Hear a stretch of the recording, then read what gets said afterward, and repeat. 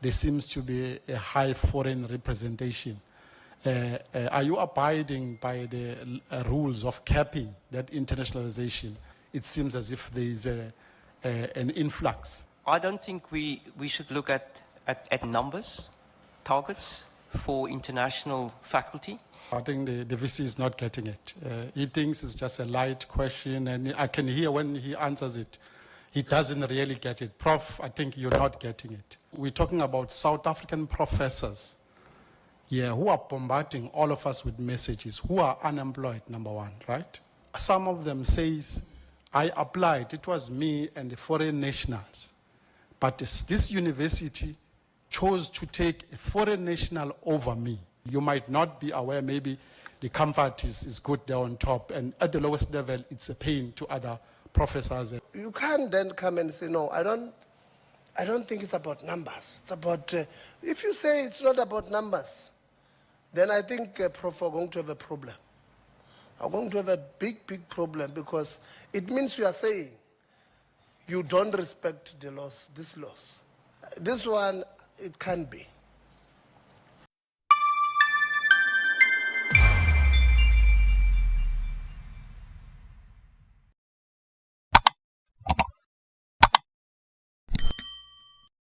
On my last question, I think you've labored this point a lot, and it came out from the labor as well. But on the VC's presentation, it didn't come out to clarify on the internationalization in terms of the foreign nationals in the holistic universities per faculty, that they have these foreign nationals in Department of Health, or they have these foreign nationals in research or whatever. So, and then we had, for example, the labor presented about that in the Faculty of Law. There seems to be a high foreign representation.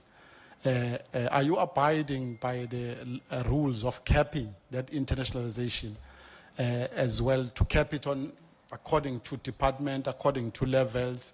Is there a way you are aware of that, where you can give us a breakdown as well of how does your look in the foreign representation in the whole of your university? Because as the concerns here said, it seems as if there is an influx in the Faculty of Law. So, yeah. So Honourable Nkubani, and I probably will also respond to the Chair's comments, opening remarks, but I have an opportunity to respond to his. I don't think we should look at numbers, targets for international faculty.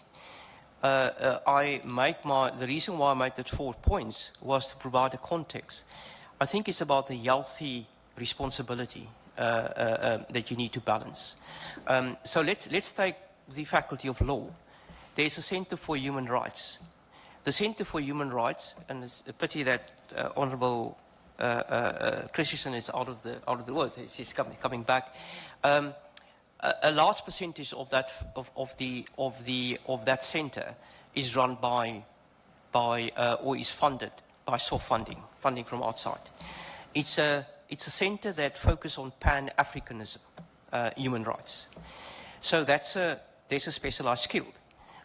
You could have a top South African professor in law, but haven't got the skill in Pan-African human rights. So you can't just appoint the person. It will be totally out of kilter. So I want to indicate that centre offers about 4 very well-established master's programs across the continent, attract funding from around the world. We as a university just make a very small contribution. But strangely enough, if you look at the number of foreign nationals compared to the number of South Africans, it's actually less foreign nationals than South Africans.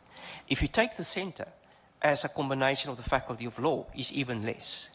So where there has been a challenge, and the unions have raised that with me, is that we're busy advertising for the director for the centre. And that position, we was trying to get a South African for almost three years. So there's been acting people, and I don't like acting, and I think the Parliament Portfolio Committee probably also wouldn't like people just to act. Because that's exactly... on a point of order. I'm calling order on the basis that deliberately from time to time the VC is deviating from the initial question. And funny enough, bring back the debate on internationalization. It's on those bases I'm calling order, Chairperson. Thank you very much.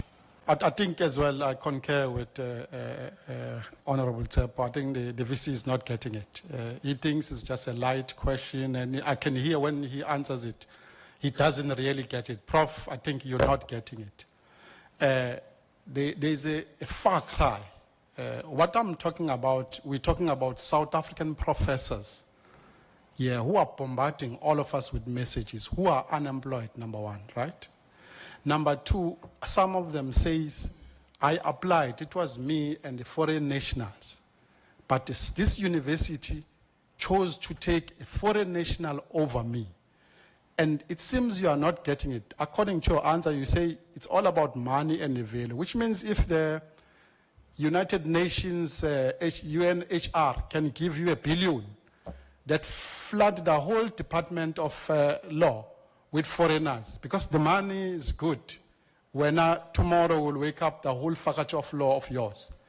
Because Angeri, your answer is about the value and the value add of those foreigners, and your answer is about the money that Pan-African is giving it to you, so all is good. But there are suppression and that displacement that you're talking about. It's huge, it's happening, and it seems you are not getting the far cry of our people at the lowest level of an exclusion. How, Chair, does it happen? These things happens. I've seen it in most executives. You find them in people who have BEE people for Nohal, for that factor, who got those positions at the highest level through proportional numbers. They go and sit on top there, and they are employed for a redress.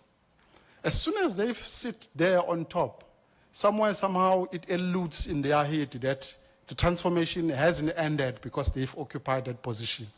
The moment they occupy that position, the transformation stops.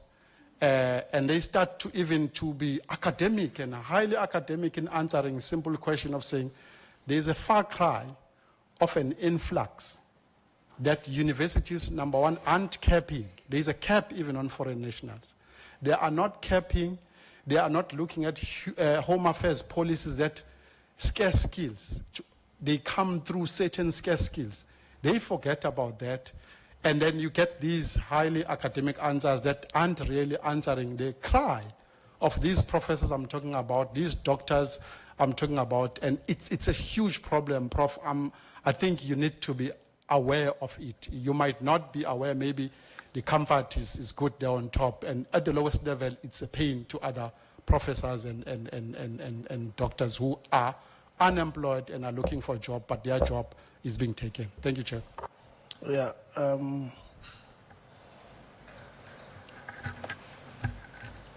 Earlier on, I spoke about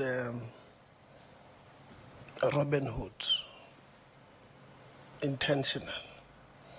You see, Prof, the mistake that we will make is to assume that when members ask a question, they don't know what they're talking about. We've got something here called the Sky Kilometer Array, TG. In the previous parliament, the previous sixth parliament, it was part of our program on DST now, or changed to DSI, Science and Innovation. South Africa invest in that thing, or invested. We've got 3 countries, including in Manchester. You don't say because we've put money in Manchester for this SKA, we're going to take scientists here and put them there without or by undermining the laws of this country, of that country. And I've said, the point I wanted to make earlier was that do we really believe in the law? The Immigration Act, the Employment Service Act, which says, including the policy framework on internationalization, which says, Dr. Christians, there must be no justification. No, there can be no justification why a South African should be overlooked for for a foreigner when they can perform the same. That's what the same framework that we've been referencing the whole day says. 8.5, I think 0.1 or 0.2. I'll just open it now. Then that is what the Employment Service Act says, 5.2b, I think. Then the Immigration Act 101. So these are the law. So you can't then come and say, no, I don't think it's about numbers. It's about, if you say it's not about numbers, then I think, Prof, we're going to have a problem. We're going to have a big, big problem, because it means you are saying you don't respect the laws, these laws. By the way, there is also a cap on the numbers. It's there. I'll just open it for you. Because you can't say it's not about the numbers. It's about the value. It's about, we've got laws. And these laws, unfortunately, we here are elected to make sure that they're being followed, amongst other things that, so this one, it can be. It can be. And that is why I said, let's leave the justification, the 4-point response to this issue. You are not responding, because now you are telling us about value, things that we did not, and we're not saying they must not be hired, by the way. I'm not sitting here saying foreign nationals must not be hired. I'm saying when you do so, do it legally. And I made an example when I opened the meeting. I said, every municipality needs what we call a city manager or a municipal manager. When you've hired a municipal manager or city manager, and we ask you, why did you hire this one? What was the process? You can't say, no, you know the benefit of having a municipal manager. We know there's a benefit. We're not asking about that part. We're asking you about the process that you followed. The process that you followed in making sure that the institution is internationalized. Did you, number one, the law, by the way, the other part, I also want the argument to end, but I can tell it won't end now. Because the other part is that this Employment Service Act, it says, when we hire you as our brother from Ghana, and you're going to transfer, you're going to deal with this thing, you must transfer skills. So we give you a 5-year contract. And we say part of it, by the law says, there must be a transfer of skill. And some of you, you've extended for 20 years, and there's no proof of transfer of skill. When a person had not met all the things that you are supposed to meet on the conditions of employment, you decide to. So when you come and say, we want this information, I can tell you, I can see it now. It won't end now. It won't end now, because we're going to have clearly a long process. Because some of these things, and I've said to members, I said I'm going to lobby them, that if there are people who are unapologetic and they've made a mistake in not following the law, we're going to open cases against them. Because we can't have this thing, or there are people and institutions that are untouchable. That you break the law and then we must be afraid. No, we're not going to do it. We're going to open. And I said, there are institutions, by the way, I want to make it public again. There are institutions who are not going to give us this information that we have asked for from the department. And the meeting of Home Affairs yesterday have made our jobs easy. I'd said I'm going to lobby you that we then write to the president to proclaim, SIU to proclaim this, because we believe that there's a heist of some sort happening there. So we say, SIU, let them go. Already SIU. And when that happens, those ones are, it's easy. Those ones will just proclaim, write to the president to proclaim, get SIU there.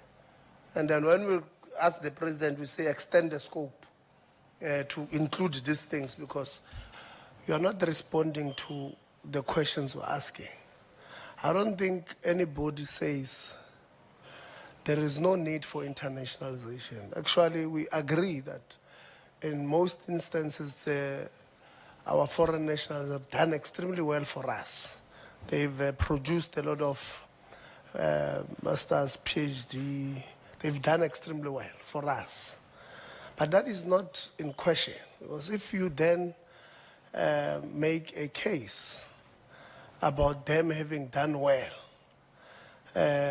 you want to create an impression that we're saying they must not be, or we must not ask whether you as an institution have followed the process, not necessarily UP, but you as an institution have followed the right processes, the right legislation to acquire them. That is the question we're raising. And I went to town earlier on to explain the problem of not addressing a misinformation. And last year we had a number of posts running around on social media and all of that, creating an impression that South African universities have been turned into foreign national heavens. And if we don't scientifically respond to that in terms to say, no, that's not true, here are the numbers, then we run a risk of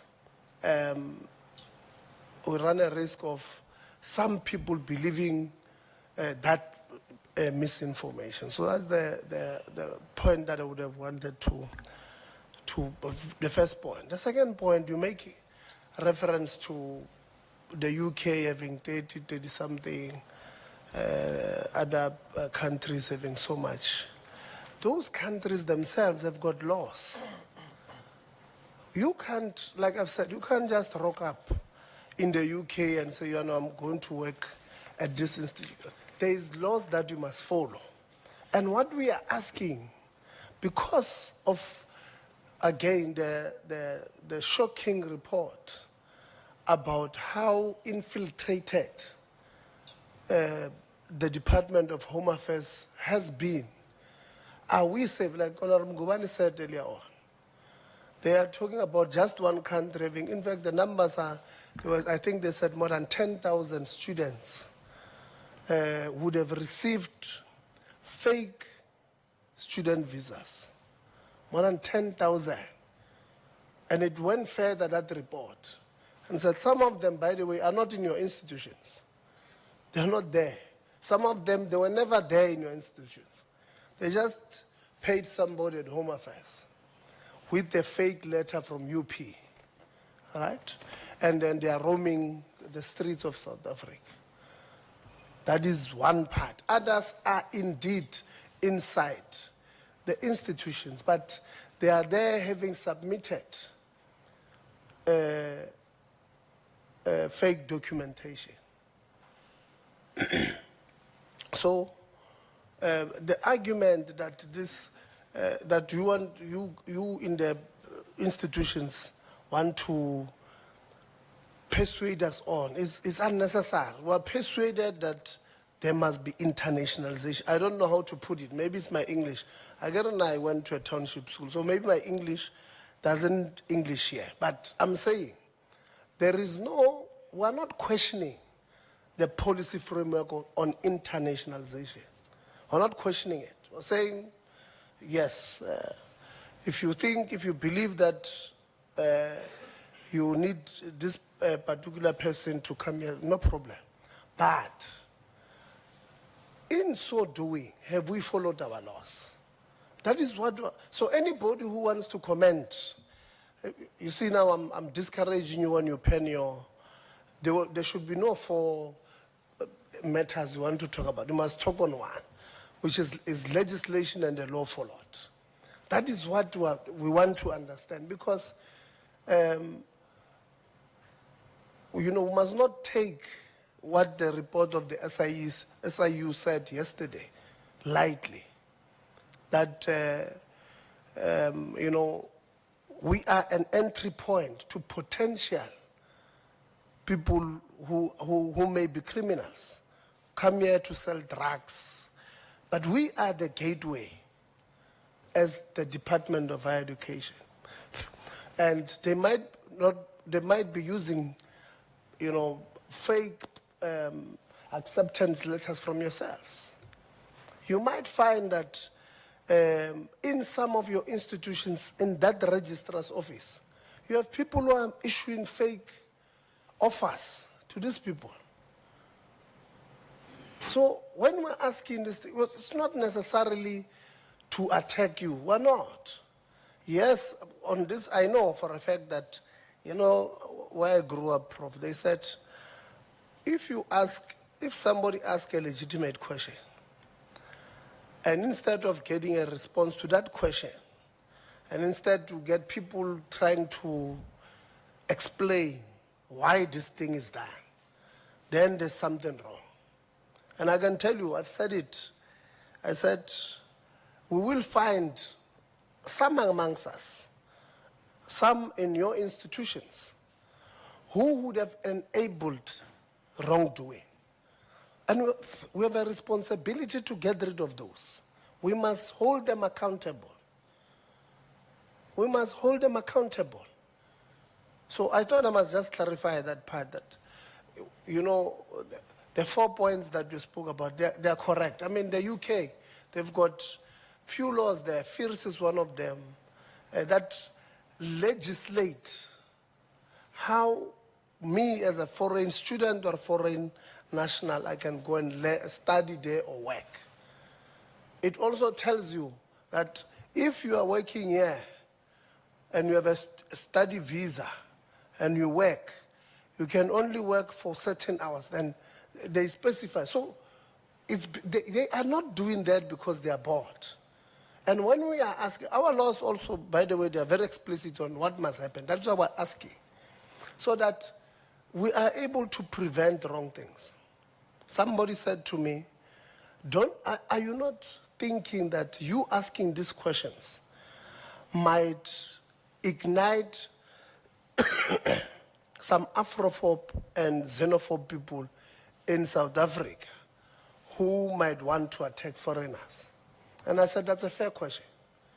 But think about it this way.